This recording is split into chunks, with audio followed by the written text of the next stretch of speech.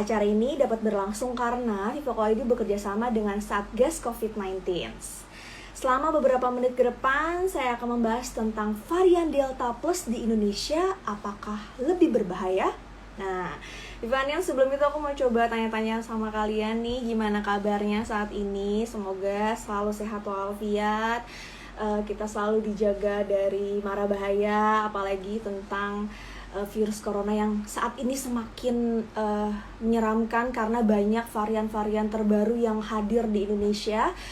Jadi tetap jaga protokol kesehatan, pakai masker, jangan lupa double sekarang, cuci tangan, terus juga menjaga jarak dari kerumunan, jaga jarak dari orang lain juga. Kalau misalkan kita bertemu orang lain, tetap jaga jarak.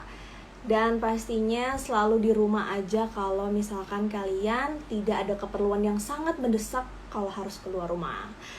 Oke, Vivanian. Seperti kita tahu nih, Vivanian, salah satu faktor lonjakan kasus COVID-19 di pertengahan tahun 2021 karena munculnya varian Delta yang disebut-sebut lebih berbahaya.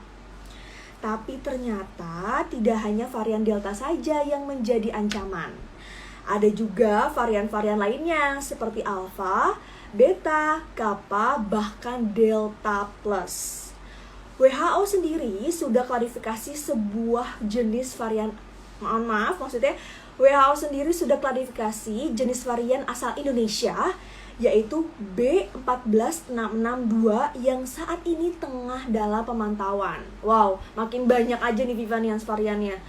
Lalu apa yang membuat beda varian-varian ini? Apakah lebih menular? Dan apakah vaksin efektif melawan varian jenis baru? Maka dari itu, Viva ID bersama Satgas COVID-19 mengundang seorang ahli epidemiolog, yakni Dr. Diki Budiman, untuk membahas tentang jenis varian-varian tersebut dan membedah mana informasi yang fakta dan mana informasi yang hoax seputar COVID-19. Nah, buat Vivanians yang mau nanya-nanya tentang varian COVID-19 yang ada di Indonesia, jangan lupa tulis kolom komen, nanti akan aku bacakan, oke? Sebelum itu kita coba lihat dulu apakah kita sudah tersambung dengan Dr. Budiman. Oke, sebentar. Oke, sepertinya sudah tersambung nih. Ya, hai Vivanians, jangan lupa tulis kolom komen kalau mau nanya-nanya ya. Karena ini pembahasan kita seru banget. Selamat siang, Dokter Budiman. Selamat apa kabar? malam. Selamat malam. Selamat malam. Oh, dokter emang lagi di mana sekarang saat ini? Di Brisbane, Australia. Oke, sekarang memang menetap di Australia ya, dokter ya? Sementara. Oke. Dokter, ini kita tahu di Indonesia lonjakan COVID-19 terus melonjak, dokter. Sementara ada varian-varian baru yang menurut WHO itu berbahaya, ya kan? Ada varian Delta dan sebagainya. Bahkan ada lagi Delta Plus dan jenis baru yang disebutkan saya tadi, B14662. Bisa jelaskan nggak sih, dokter? Kita langsung ke pembahasannya aja ya, karena menarik banget nih, gitu loh, karena banyak banget variannya. Terus sebenarnya sebanyak apa? Apakah ada lagi varian lainnya yang tidak saya sebutkan? Banyak varian. Jadi kalau bicara varian ya, jadi virus itu, khususnya RNA virus ya seperti halnya SARS-CoV-2 yang menyebabkan COVID ini, dia bermutasi. Bermutasi ketika apa dia bermutasi? Ketika dia menginfeksi orang. Jadi ketika dia masuk ke tubuh seseorang, dia akan bereplikasi namanya, ya, bereplikasi, mengcopy dirinya. Nah, setiap dia mengcopy dirinya itu, bukan copy paste gitu ya, tapi mengcopy diri ini itu ada cacat genetik gitu. Mungkin 1, 2, nah itulah yang disebut mutasi namanya, ya, mutasi. Nah, ketika bahkan dalam setiap menginfeksi seorang manusia, umumnya terjadinya mutasinya itu kurang lebih 1 miliar lah gitu proses replikasi ini menghasilkan. Nah, 1 miliar banyak banget tuh ya, banyak banget. Banget, Dan banyak banget. itulah yang akhirnya ya wajar terjadi mutasi, wajar sekali. Dan alhamdulillahnya itu sebetulnya sebagian besar dari mutasi itu ya merugikan virus itu sendiri. Jadi dia mati, virusnya nggak bisa lebih cepat bertahan. Karena apa? Yang dikhawatirkan itu adalah 3 hal sebetulnya. Sorry, 4 lah yang saya tambah. Si varian ya, jadi varian tuh kayak anak keturunannya lah gitu. Dia menghasilkan virus yang lebih cepat menular, lebih mudah menginfeksi manusia, kemudian lebih menyebabkan keparahan penyakit, bisa juga menyebabkan orang lebih cepat meninggal, seperti halnya misalnya lebih banyak viral load-nya, banyak virusnya itu lebih banyak di bawah, kemudian lebih menurunkan efikasi antibodi baik karena vaksinasi ataupun karena penyintas. Satu lagi yang juga mengkhawatirkan, dia bisa aja lebih sulit dideteksi oleh testing, ya misalnya PCR atau rapid test antibody. Nah, itulah beberapa kriteria secara epidemiologi yang harus terus diperhatikan virus ini. Jangan sampai kita memiliki ada virus itu dan kita nggak melakukan pencegahan. Nah, masalahnya ya, di dunia ini banyak negara dan wilayah yang tidak terkendali pandeminya, sehingga infeksi pada manusia ini gampang terjadi. Nah, kalau gampang terjadi ya gampang mutasi, gampang replikasi, gampang mutasi, gampang terjadi varian baru. Makanya varian baru ini dideteksi ya sebenarnya tiap minggu ada varian baru di dunia ini. Tapi datang dan pergi. Iya, tapi datang dan pergi. Kenapa datang dan pergi? Karena tidak semua varian itu menguntungkan si virus itu. Sekali ada varian yang lebih mudah menginfeksi, nah dia akan muncul, mendominasi ya. Apalagi sangat seperti Delta Plus ini. Nah, kemudian kenapa dia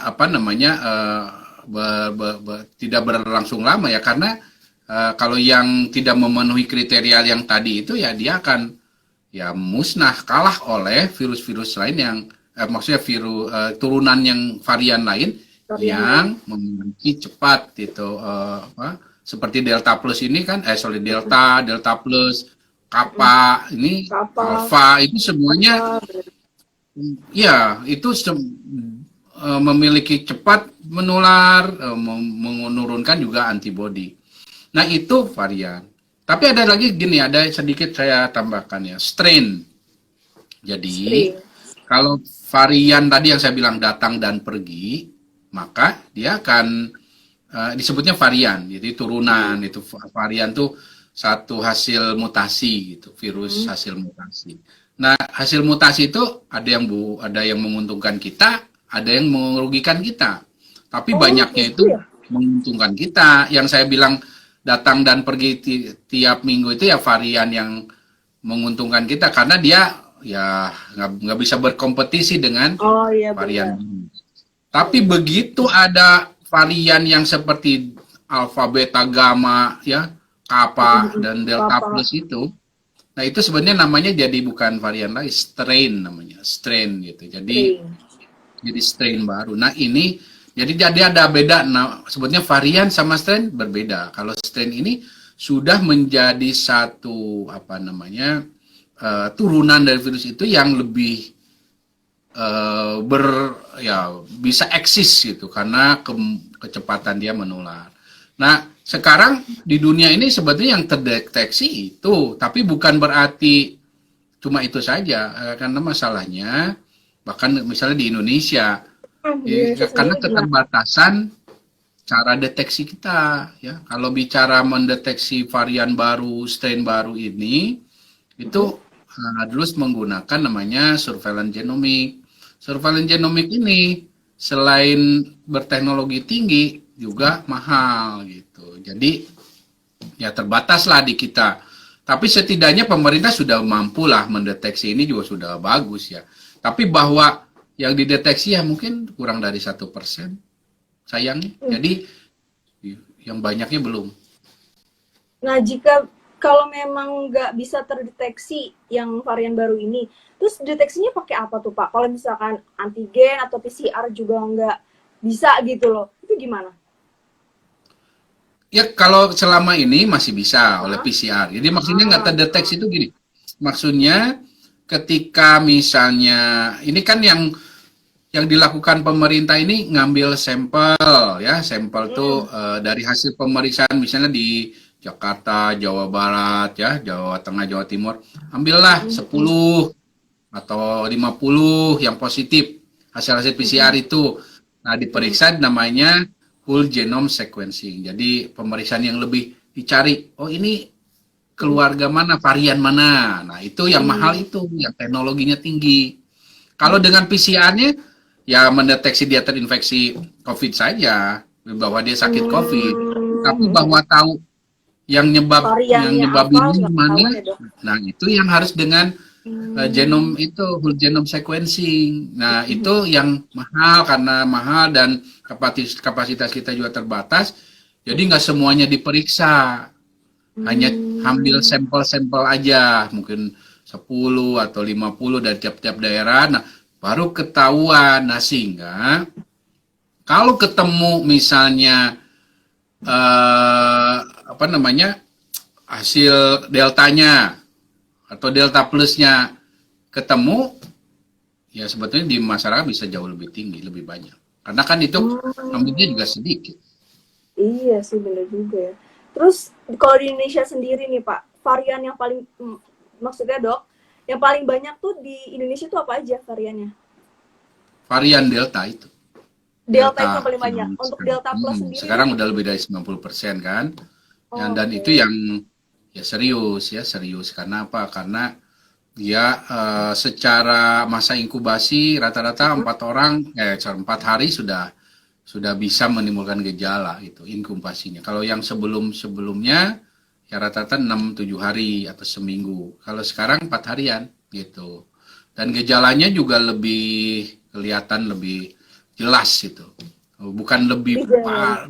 bukan belum terlalu lebih parah sih, tapi lebih jelas kalau misalnya batuknya lebih sering, lebih lama, Oke. demamnya gitu, kadang lebih tinggi di 2-3 hari pertama. Juga banyak orang yang terganggu pernafasannya. Itu itu gejala dari Delta Plus ya? Delta dan Delta Plus sama. Oh, sama aja. Jadi Delta Tapi Plus itu lebih berbahaya yang Delta mana, juga Dok? Kan sama tadi ada aja. yang nanya ada yang lebih berbahaya mana Delta sama Delta Plus. Sebenarnya kalau disebut bahaya ya sama, hampir sama Oh. ya. Sama kapal juga bahaya. Yang bedanya ini kayak ya ini apa ya, misalnya mudahnya itu kayak ini mah anak pertama, anak kedua, anak ketiga. Semuanya Hmm. sama-sama cepat larinya, sama-sama badannya kuat gitu. Oh, sebenarnya Tapi sama aja berarti ya, Dok. sama aja, tapi artinya yang penting itu ada responnya. Respon kita apa ya di testing tracingnya. Terus kalau kita masyarakat umum 5M-nya harus lebih disiplin seperti itu. Gitu. Tapi kalau ininya relatif sama sebetulnya. Oh, berarti memang efeknya sama aja ya, Dok. Terus untuk mengurangi efek dan gejalanya dari varian Delta ataupun Delta Plus ini gimana, Dok? Ya, pertama kalau namanya pencegahan strateginya ya, kalau pemerintah nggak ada bedanya, dia harus memastikan testingnya, tracingnya. Orang harusnya di testing gratis ya, di lebih aktif bukan hanya karena kalau sakit, bukan. Tapi kalau dia ada riwayat kontak juga bisa harusnya di testing ya. Kemudian juga harus tersedia fasilitas testingnya juga di mana-mana. Nah itu 3T-nya gitu dengan juga tracingnya. Nah lanjut nanti isolasi karantina yang efektif. Nah itu pemerintah. Nah kalau sekarang kalau masyarakat ya untuk mencegah ya sama mau varian apapun ya namanya pakai masker 2 lapis. Sekarang memang bedanya gini, dengan yang dulu kalau Delta Plus, Kappa itu, dulu Mm-mm. kita bisa di satu tempat eh, kalau udah kurang dari 15 atau maksimal 15 menit masih aman dulu, Mm-mm. ya, Mm-mm. sebelum ada Delta ini dan Kappa. Tapi kalau sekarang 1 sampai 5 menit aja udah bisa tertular gitu. Oh, secepat Kalau itu ya, kita Dok? Iya, kalau kita tidak Oke. memakai masker 2 lapis, kalau kita tidak jaga jarak, termasuk juga apalagi kita belum divaksinasi. Jadi cara penularannya itu yang lebih efektif gitu, lebih cepat sehingga kita harus harus cegah dengan cara ya disiplin di 5M-nya gitu dan apa namanya jauhi keramaian dan juga batasi pergerakan kalau nggak penting-penting amat gitu jadi nggak Benar, di rumah kemana-mana. aja. Mm-mm. Setidaknya Nah, sampai kapan ya? Sampai pertengahan September paling cepat? lama juga ya, Dok. Pertengahan Iya. September. Mm. Berarti PPKM yang sampai 2 Agustus ini masih kurang gitu menurut dokter. Mending PPKM-nya sih diperpanjang bisa aja. aja nggak diperpanjang, tapi WFH diperpanjang, 5M diperkuat ya. Karena kalau PPKM beda lagi, BPKM itu akan beda, ada ongkos sosial ekonomi, politik gede banget. Benar. Nah, tapi 3T diperkuat, dan tapi bukan hanya diperkuat sekedarnya, harus benar-benar kuat. Nah, karena rata-rata negara-negara yang terdampak Delta, ya, Delta plus juga atau sekarang ada kapal lagi, sering kapal juga menyertai situ. Itu perlu waktu 10 sampai 12 minggu untuk bisa keluar dari masa krisisnya. Paling cepat 10 minggu, paling tidak rata-rata di 12 minggu. Ya, karena saya sekarang kan ini dari center saya bukan hanya memberi masukan untuk Indonesia saja, saya juga untuk negara ASEAN, termasuk Australia di sini. Jadi kayak tadi nih saya rapat dengan para ilmuwan lain ya di Australia tentang Sydney. Ya. Sydney ini kan walaupun kasusnya jauh lah dengan kita lebih banyak kita ya, tapi ratusan itu buat mereka udah sangat serius itu apa dan ini mereka bukan ratusan lagi di bawah 100 ya, tapi bahwa ada kasus yang tidak terdeteksi asal muasalnya itu jadi masalah serius. Nah, Langsung concern makanya ya. saya sampaikan kan ada lockdown nih di sini kan lagi lockdown. Iya, Saya sampaikan lockdown. lockdown itu ada jebakannya, ada jebakan lockdown namanya. Jadi bulak-balik lockdown PPKM. Karena apa? Karena Iya benar. kalau strategi yang utamanya 3T-nya tidak dilakukan. Padahal kalau bicara varian Delta ini, ya salah satu yang paling penting kuncinya di testing tracing, isolasi karantina, amat sangat penting. Nah, dok kan beberapa negara juga udah buka masker tuh dok. Menurut dokter sendiri itu terlalu cepat atau gimana sih? Atau karena kan pasti masyarakat Indonesia juga suka membanding-bandingkan sama negara lain yang udah buka masker, mereka aja udah bisa, kenapa kita masih seperti ini? Bahkan ekonomi pun semakin terpuruk saat ini. Menurut dokter gimana? Jadi kalau bicara masker, kalau ada negara yang begitu, ya kita tegur sebagai ya sebagai pusat penelitian di dunia, salah satunya di Griffith ini kita memberikan pengingat dan Amerika pun akhirnya meralat lagi. Kan kita udah ingetin dong. Kan dari awal jangan CDC-nya ini. Tapi akhirnya melonjak lagi sekarang dan Iya, ya dia ralat tapi ya udah terlambatnya mereka akan menghadapi gelombang berikut nih sekarang. Artinya jangan gampang melihat ini negara lain juga belum tentu benar. Belum tentu benar. Jadi yang harus dilihat adalah negara yang taat pada sains itu. Jadi ada negara yang benar-benar taat banget ya. Di Australia pun nggak secara keseluruhan memang bagus, tapi negara bagian yang taat pada sains itu hanya Queensland. Queensland tempat saya nih. Yang lainnya nakal lah, bandel-bandel. Artinya dipengaruhi ekonomi politik Heeh. gitu ya. Nah, Iya ini yang benar.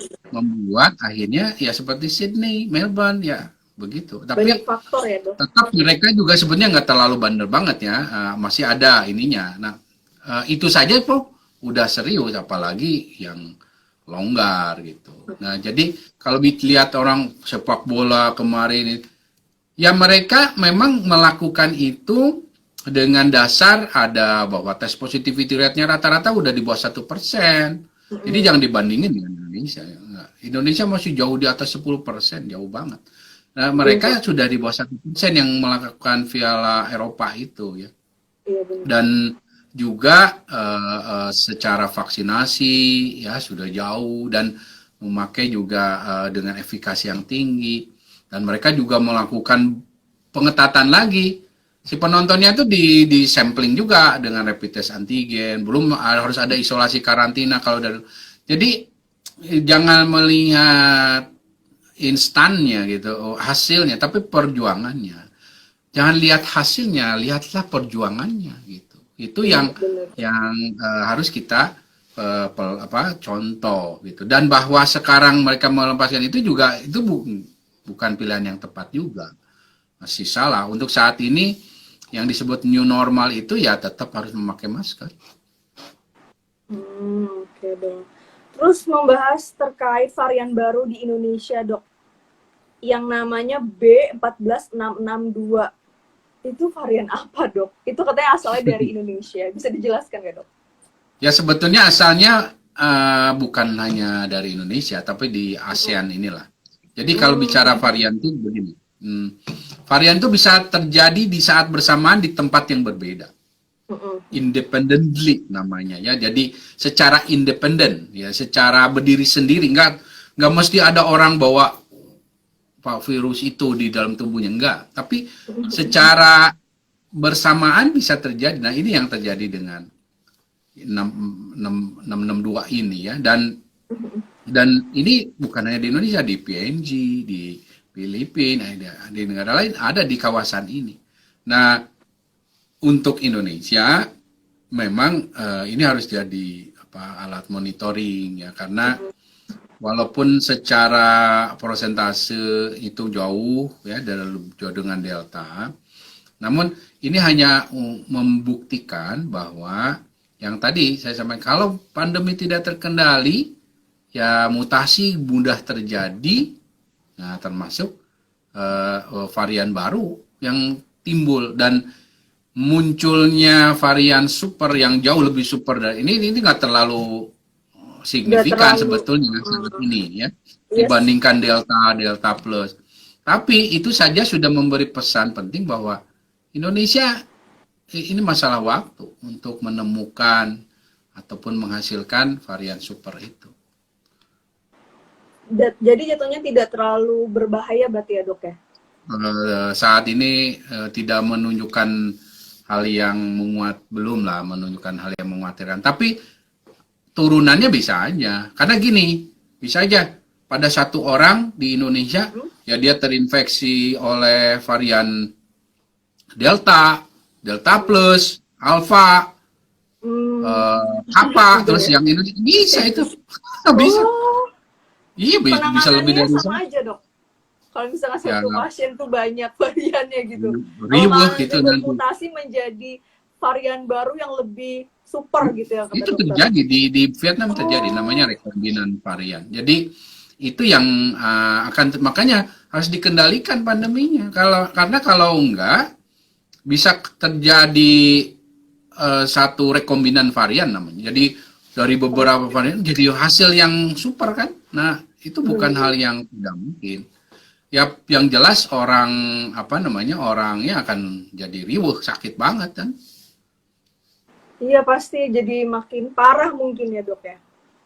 Terus untuk vaksin sendiri dok, apakah bisa menanggulangi Delta Plus ataupun Delta? Ya, vaksin sejauh ini yang Hah? terbukti masih efektif ya, masih efektif Efektif? ya, termasuk misalnya Sinovac. Wah, tapi ya tidak seperti terhadap varian sebelumnya. Ya mereka Hmm, mengalami penurunan efikasi. atau efektivitas di dunia nyata terhadap varian Delta ini. Dan yang saat ini paling bisa kita andalkan ya sebetulnya messenger RNA ya. Messenger RNA itu Pfizer, Moderna ya. Adapun AstraZeneca dan Johnson Johnson juga bisa ya, walaupun tidak seefektif Pfizer dan Moderna. Jadi AstraZeneca ini efektif. Nah, Sinovac iya, tapi Efektif ya dok. tidak seefektif AstraZeneca. Tapi bahwa dia tetap melindungi, iya. Hanya saat ini masalahnya adalah bahwa kita harus sadari bahwa vaksinasi ini nggak bisa jadi cuma satu-satu andalan ya. Kita nggak bisa, wah saya udah divaksin, ini bebas sana sini. Wah, yang terjadi ya terinfeksi lagi. Ini yang artinya harus disadari semua orang bahwa meskipun sudah divaksinasi, kayak saya nih, saya udah vaksinasi Pfizer, ya tapi saya pakai masker keluar kantor ya, keluar rumah, jaga jarak ya, dan seperlunya kalau saya rumah kantor nih, ini saya di kantor nih. Nanti dari sini ya saya rumah, nggak kemana-mana lagi. Kalau kemana-mana saya harus pilih tempat yang aman. Padahal vaksin saya Pfizer gitu, yang salah satu yang paling bagus ya misalnya. Tapi dari sisi efektivitas terhadap Delta varian, tapi ya bukan jaminan kalau kita abai ya bakal akan terinfeksi juga. Oke, berarti ya walaupun udah divaksin tetap bisa kena ya dok, karena ya Iya. kalau tidak menjaga jarak dan menjaga protokol kesehatan gitu ya dok. Ya. Terus dok, untuk ada salah satu postingan di media sosial yang dibuat oleh Dr. Fahrum Yunus menyebut tidak perlu antibiotik atau ivermectin untuk pasien COVID-19. Apakah benar dok? Iya, memang nggak perlu. Jadi gini, kalau namanya sakit apapun itu jelas harus berdasarkan indikasi medis ya, pemberian obat apapun. Itu berarti harus pemeriksaan dokter. Tapi kalau namanya penyakit virus, itu kayak flu, nggak boleh minum antibiotik, itu nggak boleh. Antibiotik itu untuk bakteri, untuk infeksi bakteri. Ya.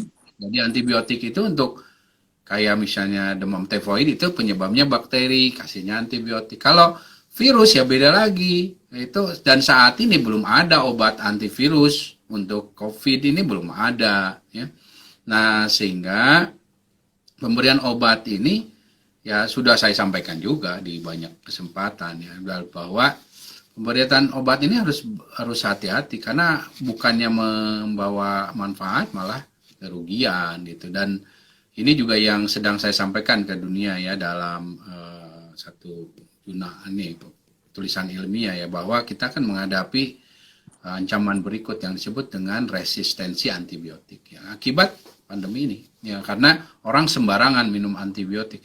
Bukannya sebetulnya dampak terhadap ininya tidak ada fakta ilmiah ya, kecuali kalau yang di rumah sakit ya, dalam penanganan dokter, oh ini ternyata ada infeksi bakteri, pneumonia-nya karena bakteri, nah itu beda lagi. Tapi kalau yang isoman biasa di rumah, meriang-meriang, kayak anak saya kemarin sakit nih, ya nggak saya kasih antibiotik, nggak saya kasih antivirus juga ya, minum yang banyak ya, kalau bisa minum air kelapa yang banyak. Kumur-kumur, ada anak saya Tasya misalnya nggak suka ini pakai betadine kumur, ya pakai garam hangat gitu. Nah seperti itu. Dan yang lainnya yang minum vitaminnya vitamin multivitamin aja biasa, nggak aneh-aneh. Ya saya paling saya kasih suruh minum madu aja, minum madu atau obat batuk. Kalau demam-demam obat flu kan ada banyak ya. Itu saja dan istirahat. Nah, ya alhamdulillah nggak masalah. Jadi nggak perlu, memang nggak perlu apalagi ivermectin dan segala macam. Nggak ada faktanya. Jadi jangan mudah tergoda ya dalam berbagai macam iklan dan lain sebagainya, apalagi dari WhatsApp, dari macam-macam ya. Karena ya dalam situasi gini banyak orang mengambil keuntungan ya. Itu kan ya namanya juga orang bisnis ya. Nah, tapi Iya benar. harus tahu. Kalau misalnya vitamin sekedarnya sih nggak masalah. Tapi kalau namanya obat, apalagi antibiotik, mau obat cacing, mau obat apa, ya harus berdasarkan pertimbangan dokter dan itu harus ada di rumah sakit. Atau mungkin kalau misalkan takut minum obat atau antibiotik bisa cara tradisional kali ya dok. Seperti kalau saya pernah dengar tuh apa ada yang pakai jeruk nipis, air hangat sama lemon, terus makan apa bawang putih karena juga bagus. Itu bener dok. Ya nggak Ngaruh apa-apa, juga membantu juga nggak? karena gini, yang jelas antibiotik itu nggak ada urusannya dengan virus. Kalau antibiotik itu untuk bakteri, jelas. Jadi nggak nyambung gitu. Eh, eh, obatnya, penyakitnya apa, obatnya apa nggak nyambung. Kecuali kalau orang yang di rumah sakit karena dia kan menurun banget, ya biasanya ada infeksi bakteri. Nah itu beda lagi. Tapi kalau yang di rumah nggak nyambung. Nah obat-obat tradisional ya itu dijalankan aja selama sifatnya sudah umum, sudah jamak ya dikonsumsi, mau itu bawang putih, mau itu apa tadi jeruk nipis. Cuma ya harus diingat saja bahwa walaupun itu katakanlah tradisional, apalagi kalau ini obat tradisional, ya harus yang jelas umum gitu. Apalagi kalau misalnya bentuknya tablet atau minuman nggak jelas usulnya ya lebih baik jangan. Tapi kalau misalnya saya bikin kencur atau apa gitu ya, Iya. ya silakan aja gitu. Asal selalu yang penting dalam sakit COVID ini adalah banyak minum, ya banyak minum Banyak dan minum. ya semua penyakit virus itu akan dibuang oleh tubuh, mekanisme pertahanan tubuh itu dengan lewat cairan. Ya kencing, ya ingus, batuk, ya BAB ya. Nah, oleh karena itu harus kita keimbangi dengan banyak minum. Makanya orang yang kena COVID sering merasa mulutnya tuh kering, tenggorokan sakit, Benar. panas. Ya, Betul. karena tubuh itu lagi ngeluarin gitu, ngeluarin cairan, buang-buang ya. Kan tubuh itu seperti itu. Nah, kita bantu tubuh kita dengan banyak cairan. Makanya saya selalu ajarkan kalau yang sakit itu minumlah air kelapa murni atau apalah minuman elektrolit karena pasti lagi banyak kekurangan. Minumnya harus Intinya harus minum yang banyak ya dok ya. Ada yang ya. nanya nih dok nih, apa benar Indonesia negara terakhir yang keluar dari wabah COVID? Ini nggak kontroversi dok? Jadi gini, jadi seorang ahli itu harus mengeluarkan prediksi, proyeksi, estimasi, ya, sebagai apa? Sebagai dasar untuk strategi mitigasi namanya, untuk antisipasi. Ya, jadi kalau seorang ahli mengeluarkan itu, bahwa itu ada ancaman begitu, karena kalau tidak dikeluarkan jauh hari, setahun sebelumnya, 6 bulan sebelumnya, itu ya nggak ada perannya nanti ahli itu, karena akan terjadi, maksudnya ada proyeksi estimasi itu untuk mencegah supaya tidak terjadi. Ya. Sebagaimana begini, itu memang prediksi saya ya, dan bukan cuma Indonesia sebetulnya, ada beberapa negara lain. Nah, di awal pandemi ya akhir Maret 2020, berarti setahun lalu lebih ya, saya udah sampaikan ke dunia, bukan di Indonesia aja, tapi ke Indonesia juga, bahwa 3 negara yang paling berpotensi menjadi epicentrum baik di dunia, yaitu India, Brazil, Indonesia, gitu. Oh, itu di Maret sudah diprediksi 2020. ya. Itu bisa dicari lah ada di Kompas, di segala macam. Ya. Nah, itu fungsinya ahli itu begitu, dan itu terjadi.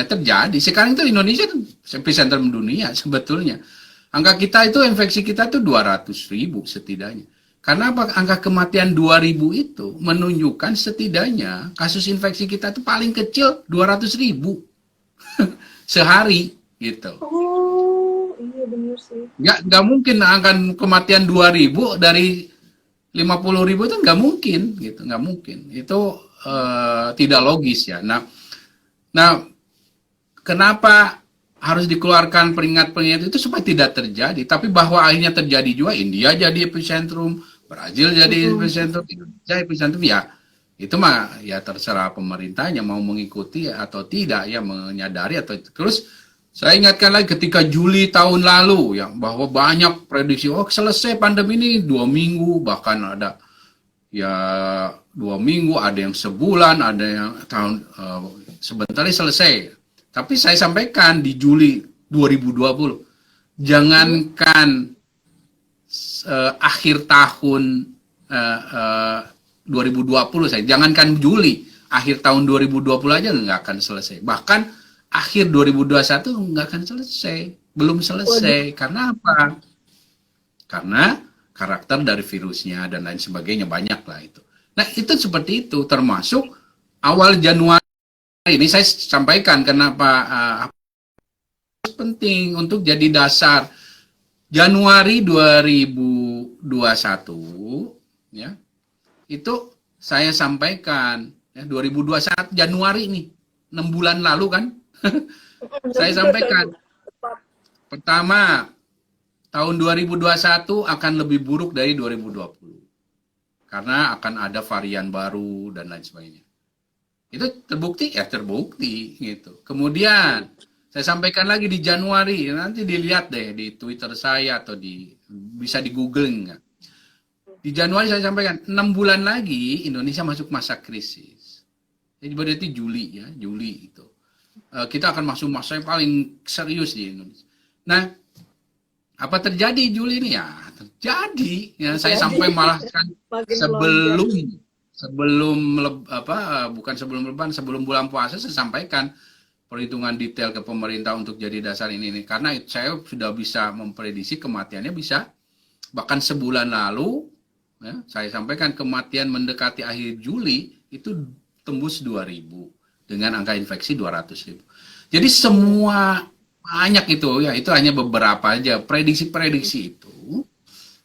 Kan bukan hasil tapa itu namanya, hasil analisa ya. Ada dasar ilmiah yang harus dijadikan dasar untuk mitigasi. Jadi harusnya jangan terjadi. Saya dari sekian prediksi itu terus banyak yang terbukti ya, bukannya senang, tapi berarti tidak direspon gitu. Berarti nggak didengerin atau dianggap ini. Nah, ya alhamdulillah negara ASEAN lain mendengarkan gitu, karena untungnya saya nggak cuma untuk Indonesia gitu ya. Nah, Vietnam ya, Thailand, termasuk Australia. Nah, saat ini saya keluarkan lagi prediksi itu. Prediksi apa? Prediksi bahwa Indonesia bisa menjadi salah satu negara, bukan satu-satunya negara ya, salah satu negara yang keluar paling akhir dari pandemi. Jadi itu benar terjadi. Oh my God. Mudah-mudahan. Karena yang lainnya sudah sudah terbukti ya. Ya jangan sampai yang terakhir ini terbukti juga gitu. Jangan. Nah, itu kita harus berusaha dengan cara apa ya, terutama kalau kita masyarakat lakukan 5M, mau divaksin, ya pemerintah ya 3T gitu. Prediksi dokter nah tentang ini nanti di TV One nanti malam dibahas. Oh gitu, siap, nanti malam buat teman-teman yang mau nonton lagi, mau ngobrol juga sama Dokter Budiman bisa TV One ya. Dok, terus prediksinya kira-kira pandemi kapan selesainya, Dok? Saya tuh udah capek di rumah aja. Mungkin teman-teman Vivanians juga udah mulai bosan mungkin di rumah aja menghadapi pandemi ini, ditambah ekonomi kita juga semakin menurun gitu, Dok. Kira-kira kapan, Dok? Nah, Indonesia ini kan negara kepulauan, banyak pulau besar. Dan sekarang yang menjadi pusat dari kasus terbanyak itu ya Jawa, Bali, Madura. Nah, jadi Indonesia, dan ini juga sudah saya sampaikan tahun lalu, prediksi maksudnya ini ya, sekali lagi saya ingatkan, Indonesia ini negara kepulauan, tiap pulau akan punya kurva yang berbeda. Ya, kita akan punya variasi. Nah sekarang puncaknya ini puncaknya Jawa, Bali, Madura sebetulnya, bukan puncak Indonesia. Tapi puncak Indonesia yang dikontribusi oleh Jawa, Bali, Madura. Kapan meradanya? Ya tadi pertengahan September, paling lambat akhir September insya Allah gitu. Uh, Kalau mau dicepat atau tidak ya di kisaran itu, karena rata-rata di 10-12 minggu. Nah, memang harus dilakukan adalah meminimalisir jumlah korban, kesakitannya dan kematiannya. Itu kita sekali lagi ya lakukan ya 3T 5M vaksinasi. Nah, setelah itu ya kita untuk Jawa, Bali, Madura akan melandai terus mungkin sampai akhir tahun, sampai pertengahan tahun. Ada lonjakan-lonjakan sedikitnya. Tapi pulau lain beda lagi. Sumatera, Kepri ini akan meningkat kemungkinan September udah mulai atau Agustus ya. Saya belum hitung lagi, tapi antara Agustus September lah. Nah, itu nanti Kalimantan, nanti Sulawesi. Nah, seperti itu Indonesia itu. Nah, kalau kita yang di Jawa Bali ya, ya mungkin akan menikmati dengan catatan sekali lagi tadi pola hidup new normalnya, tetap memakai masker, keluar rumah gua, dan pemerintah tetap harus lakukan 3T-nya untuk menjaga ya. Itu yang akan menjaga kehidupan kembali pada ke arah normal gitu, ke arah normal. Karena kalau itu nggak dijaga, bisa datang varian baru yang lebih super tadi. Waduh, Itu bisa merubah cerita lagi.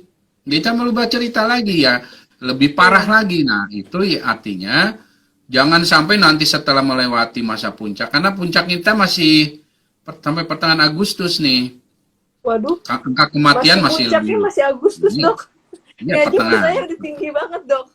Udah nggak bisa kemana-mana di rumah Kita aja. akan ya saya sampaikan aja setidaknya 3.000 kematian sehari ya di pertengahan Agustus akan terlihat, bahkan lebih mungkin ya. Nah, itu artinya kalaupun nanti sudah dilewati di katakanlah awal September, ingat jangan lengah 5M-nya dan karena kita jangan sampai kedatangan atau melahirkan super varian gitu. Ini yang repot kita semua nanti. Iya, benar-benar semakin terpuruk aja semakin Indonesia. Tapi semoga jangan sampai terjadi ya, Dok. Dok, ini ada yang nanya nih, Dok. Nih aku sekalian bacain komen ya, Dok. Ini ada yang nanya, apa benar kalau udah isoma nggak usah swab lagi? Aturan di negara lain gimana? Sama. Tapi gini, kalau negara maju kan ya uangnya banyak, jadi ya tes ya. Tapi secara umum dan bahkan panduan WHO, Badan Kesehatan Dunia, ya nggak perlu, udah 14 hari ya sudah, selama sudah tidak ada gejala ya, tidak ada keluhan apa-apa lagi gitu. Kecuali kalau batu-batu kecil itu nggak masalah gitu. Tapi demamnya udah yang jelas nggak boleh ada demamnya. Demamnya 2 itu serius. Tapi nggak ada gejala yang berarti ya, hanya lemah, paling lesu ya, atau batu-batu sedikit kan nggak masalah. Dan artinya sudah lewat fase menularkannya, infeksiusnya sudah lewat. Nggak perlu. Ya kalau berlebih uangnya ya boleh saja, itu boleh saja. Tapi nggak perlu lah, buat apa? Nggak perlu ya. Yang penting semua gejalanya udah selesai, berarti itu insya Allah membuktikan kalau memang sudah sembuh gitu ya, Dok ya. Ya, dan memang penyakit ini begitu, nggak sampai misalnya lebih dari 2 minggu gitu ya. Karena kalau periksa PCR itu nanti positif, tapi bukan berarti masih sakit. Ya, kalau periksa rapid test antigen bakal negatif, tapi kalau periksaannya PCR bisa positif dia, dan itu mungkin 1 bulan kemudian dia masih bisa positif, tapi bukan berarti dia sakit. Tapi ada sisa-sisa virusnya aja yang ada masih inilah gitu. Lah ya. Tapi bukan berarti dia sakit. Oke. Dok, ada yang nanya lagi, tips Australia tenagai corona strateginya seperti apa, Dok? Indonesia bisa nggak sukses kayak Aussie? Bisa, kita bisa. Bahkan dulu waktu saya di pemerintahan, kan saya baru 2-3 tahunan lah. Dulu saya waktu di pemerintahan Indonesia, saya menyaksikan ya bagaimana Indonesia bisa mengendalikan SARS-nya, flu burung, swine flu ya, dan banyak, Ebola nggak masuk ke Indonesia. Iya, nggak masuk. Ya. Jadi Indonesia tuh punya kemampuan. Makanya ketika hari pertama Indonesia melaporkan, itu saya bikin tulisan di Kompas. Nah, sebagai orang yang terlibat di banyak sejarah itu, ya saya sampaikan Indonesia punya kemampuan itu, gitu. Tapi harus berbasis sains dan harus dari awal. Ibaratnya ini kita ini udah lagi lomba lari, waktu start kita itu malah tiduran gitu. Jadi santai-santai, ya, bahkan nggak merasa lagi lomba gitu, dan sehingga udah ketinggalan.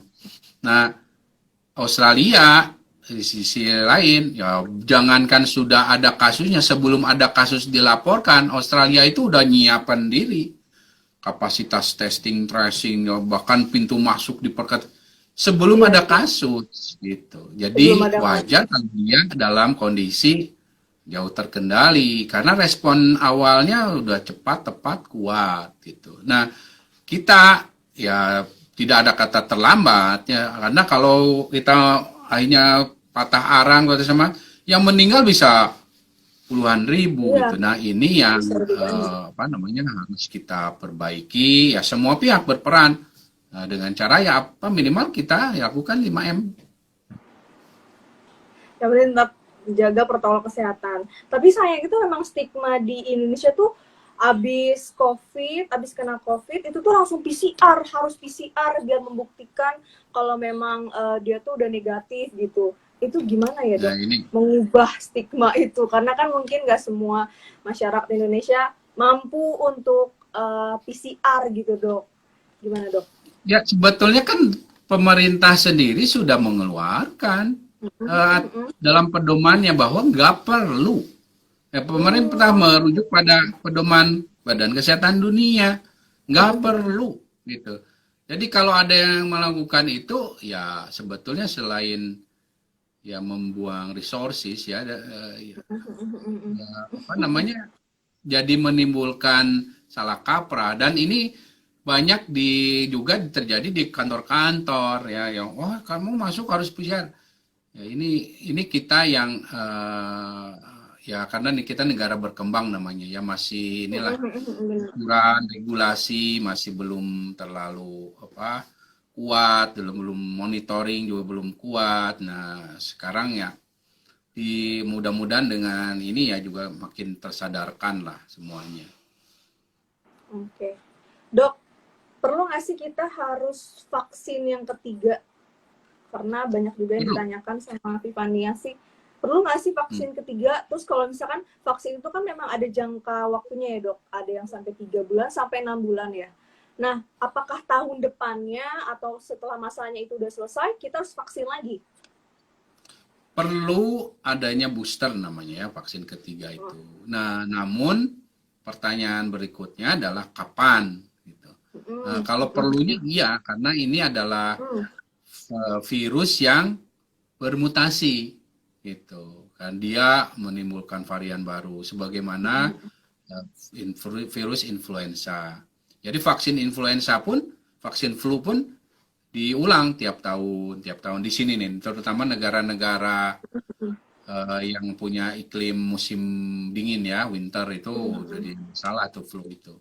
Nah, karena menyebabkan kematian sama dengan kayak COVID. Nah, jadi perlu tapi tidak perlu harus buru-buru ya, karena yang saat ini setidaknya menurut saya setidaknya ya nanti akhir tahun ini atau awal tahun depan lah, untuk yang sudah 2 kali gitu.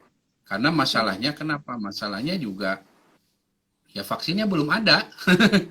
Vaksinnya kalaupun ada ya yang untuk booster itu harus diprioritaskan pada kelompok yang rawan. Ya, kelompok yang rawan ini dari sisi pekerjaan, yaitu apa? Tenaga kesehatan. Dari sisi kondisi tubuh, ya siapa ya lansia atau yang punya komorbid. Nah, itu yang harus didahulukan karena mereka lah yang paling berkontribusi dalam kasus kesakitan dan harus dirawat di rumah sakit maupun kematian. Itu sehingga mereka yang harus didahulukan. Kalau kita ya sudah 2 kali ya alhamdulillah, dan jaga aja 5M-nya gitu. Dan karena kebanyakan dari apalagi masih muda umumnya ya tidak akan berat gitu. Nah ini yang harus jadi kesan. Jadi jangan takut, wah saya belum berapa, nggak masalah. Karena bicara vaksin ya, ketika misalnya Sinovac nih, Sinovac kan memperkenalkan antigen ini dengan virus yang sudah dimatikan, seluruh bagian virus. Nah, tubuh kita ketika dikenalkan ini, dia merespon dengan mengenalinya ada timbul antibody, tapi juga ada yang disebut dengan sel memori namanya. Jadi terkenang dengan si virus itu semua, dan itu sel T, sel B. Ya. Dan ini lama, jangka panjangnya bisa setahun, bisa lama gitu. Nah, ini yang walaupun belum ada penelitian kira-kira kalau COVID-19 vaksin ini berapa lama ya. Tapi bahwa itu muncul, kita udah tahu, tapi belum ada datanya aja. Nah, itu yang artinya lagi ya nggak usah khawatir bahwa benar-benar hilang setelah 6 bulan gitu ya atau 9 bulan. Ya tetap akan ada ya. Makanya sekali lagi juga tetap jagalah 5M-nya. Tetap jaga 5M guys, Tiffanyans. Nah, Dok, semisal harus kan dari dokter harus diperbarui lagi kan vaksinnya. Apakah tadinya kita pakai vaksin Sinovac, terus tahun depan pakai Sinovac lagi, ataupun berbeda, akan ada efek sampingnya atau gimana, Dok? Yang paling bagus itu booster itu dari vaksin dengan platform ya, dengan ya yang sama, jenis yang sama ya, Sinovac dengan Sinovac lagi. Tapi tentunya Sinovacnya sudah yang baru, yang sudah disesuaikan merespon varian baru gitu. Nah, itu yang kita masih berharap mudah-mudahan nanti ada gitu. Satu itu. Kedua, kalaupun tidak ada ya dengan vaksin yang lain nggak masalah.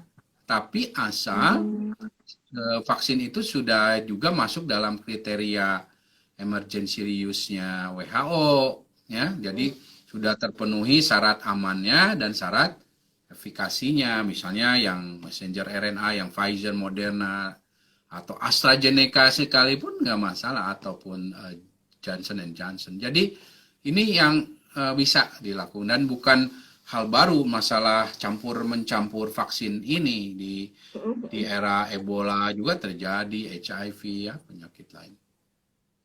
Apakah nanti ke depannya vaksin akan semakin dikerucutkan, Dok?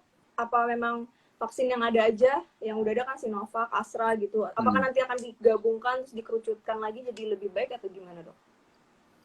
Tampaknya enggak, dan ini yang memang dalam sejarah manusia, peradaban manusia, untuk pertama kalinya kita ada satu penyakitnya sama nih, COVID ya, tapi vaksinnya banyak. Itu pertama kali dalam sejarah manusia. Karena dulu kalau namanya polio, mencegah polio, vaksinnya polio satu. Iya, benar. DPT gitu. Difteri gitu. Tapi sekarang banyak vaksinnya gitu. Banyak. Nah, ini juga menjadi ya ada plus minusnya. Plusnya ya tentu jadi banyak pilihan. Dan kita harus tahu juga bahwa sekarang antri itu banyak banget. Lebih dari puluhan untuk yang vaksin-vaksin COVID yang lainnya. Tapi masalahnya mereka nggak bisa cepat sekarang. Karena apa? Karena varian barunya muncul. Varian baru terus muncul. Kalau mereka mau dirilis, ya harus terbukti dong. Kalau yang belum nih ya, yang baru, vaksin yang baru, ya harus terbukti bahwa dia efektif terhadap varian yang ada yang baru. Nah, makanya vaksin COVID-19 gelombang kedua ini akan lebih lama, lebih berat. Tapi nanti kita bisa berharap mungkin ada yang benar-benar efektif, bisa lama, dan ini, ya, itu. Jadi tetap akan beragam, ya, dan itu menurut saya tetap ada kelebihannya ya. Kekurangannya memang jadi seperti kompetisi lah gitu ya. Ada terkesan ada yang itu vaksin bagus ini enggak ya, itu sulit dihindari. Oke. Dok, ada yang nanya lagi nih dok. Misal Hmm, ada orang habis kena COVID, bergejala maupun tidak, lalu dia vaksin sebelum 3 bulan, apakah ada dampaknya? nggak masalah, boleh. Gak Dan masalah ya? jadi sebetulnya tidak ada keharusan bahwa sudah jadi penyintas. Oh, saya sudah kemarin selesai isomannya, udah seminggu lalu udah selesai, terus divaksin, sebetulnya boleh-boleh aja. Yang menjadi Hmm, permasalahannya untuk Indonesia adalah vaksinnya terbatas, vaksinnya sedikit, iya.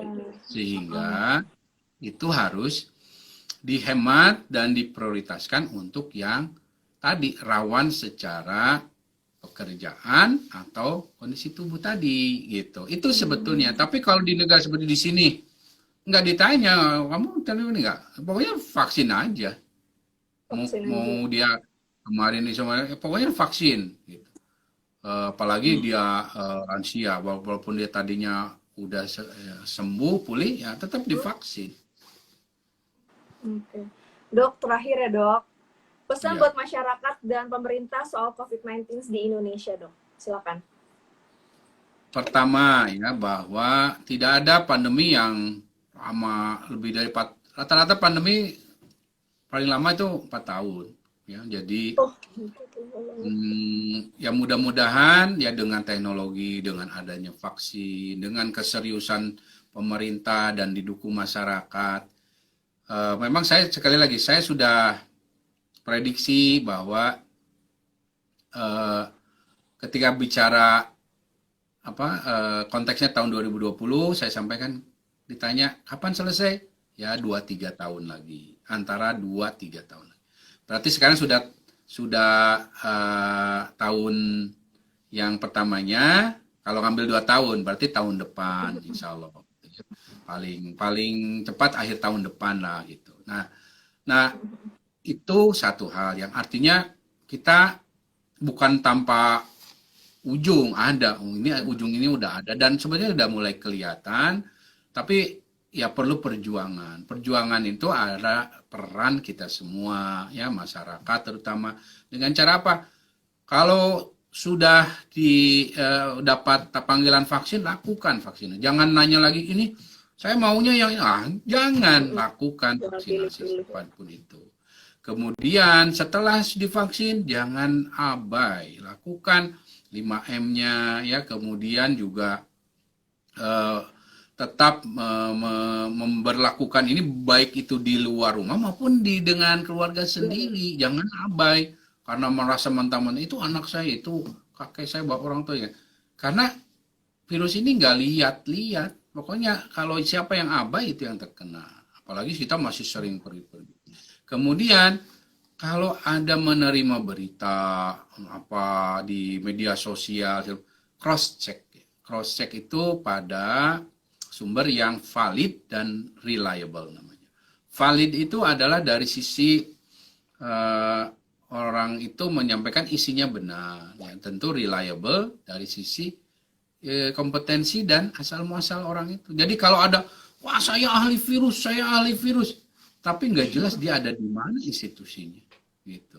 Kalau namanya ahli virus itu kayak misalnya Prof. Amin, ya misalnya nih ya, atau ada Dokter Ahmad atau Dokter Riza, ya macam atau Dokter Ines lah yang di itu institusinya jelas, gitu. Jadi Iya. nggak liar gitu, nggak di mana ini siapa ini nggak, jangan karena itu kan merugikan kita sendiri dan itu apalagi kalau dia ada di lembaga-lembaga riset resmi apalagi dunia ini misalnya saya di sini nih saya nggak bisa ngomong sembarangan gitu karena ini membawa kredibilitas saya dan ini yang di belakang saya ini namanya makanya ada nama itu maksudnya karena saya memang diberi kepercayaan karena universitas ini mempercayai kredibilitas saya, kompetensi saya gitu.